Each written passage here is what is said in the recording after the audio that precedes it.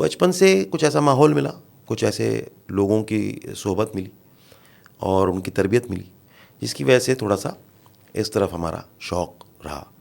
और ख्वाजा मोइनुद्दीन साहब के प्लेज जो हैं जी, वो हमने रिहर्सल होते हुए देखे आपने जी। अच्छा, तो और इंस्टीट्यूशन हो गया है कि जी जी जी, तो उसमें वो जो कास्ट ख्वाजा साहब की प्लेज में तालिब बालिगा, मिर्ज़ा गालिब बंदर रोड पर, लाल किले से लालू खेत, वादी कश्मीर, ये खेलों की जो हिदायतकारी थी वो जब करते थे तो हम खुशकिस्मत समझते हैं अपने आप को कि हमें कुछ मौक़े मिले जो हम उनको हिदायतकारी करते हुए तो देखते कैसे पहुँचे आप वहाँ तक? ये इसका बड़ा एक इंटरेस्टिंग सी एक स्टोरी है कि मेरे जो वालिद साहब के बड़े भाई जी, मुख्तार सिद्दीकी, वो ड्रामा गिल्ड के मेंबर्स में से एक, अच्छा, और वो ट्रेजरर थे उसके। और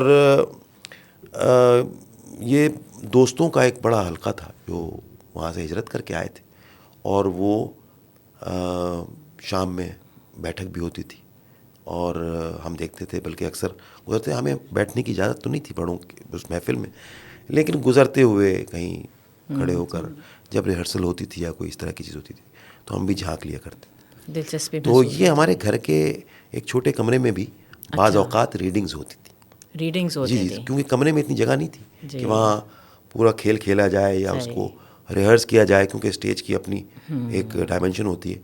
उसमें एक्टर्स जो हैं वो रीडिंग बाज़ दफ़ा वो हमारे घर का एक, जिसे हम छोटा कमरा ही कहते थे, अच्छा, और उस छोटे कमरे में इतनी वुसअत थी कि आज मैं हैरान होता हूँ कि अभी मेरे ख्याल है कोई 20 साल पहले वो हिस्सा टूट के फिर दोबारा तामीर हुआ था, लेकिन 20 साल पहले भी मैं उसको देखता था तो मुझे एहसास होता था कि ये कमरे की वुसअत ज़्यादा थी कि लोगों के दिलों में ज़्यादा।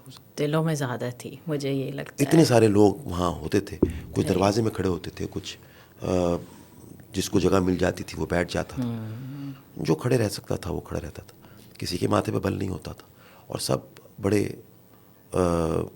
उससे दिलजमई के साथ शौक वो से। शौक़ से और उसको रिहर्सल्स को किया करते थे।